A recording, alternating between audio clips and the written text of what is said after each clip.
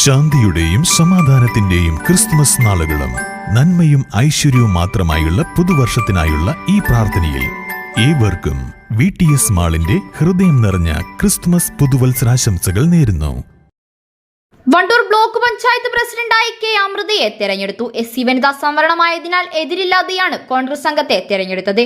ഇടത് അംഗങ്ങൾ ചടങ്ങിന് എത്തിയിരുന്നില്ല. ഭരണാധികാരിയായ DFO ജിദ്ദാനിക് ലാൽ സത്യവാചകം ചൊല്ലിക്കൊടുത്തു.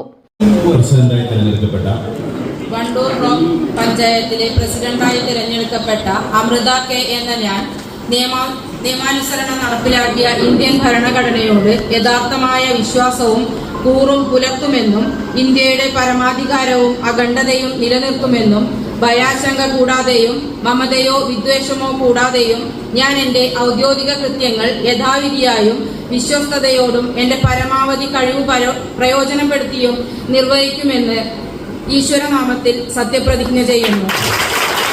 ചെറുകോട് ഡിവിഷൻ അംഗമാണ് അമൃത. വണ്ടൂർ ബ്ലോക്ക് പഞ്ചായത്തിൽ UDF 14-നും LDF 4-നും അംഗങ്ങളുണ്ട്. ഇത്തവണത്തെ ബ്ലോക്ക് പ്രസിഡന്റ് സ്ഥാനം SC വനിതാ സംവരണമായിരുന്നു. ബ്ലോക്ക് ഹാളിലാണ് സത്യപ്രതിജ്ഞാ ചടങ്ങ് നടന്നത്.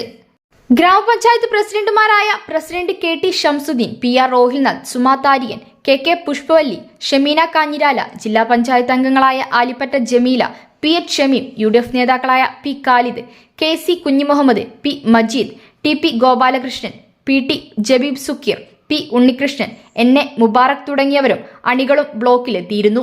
News bureau, Pandikkad.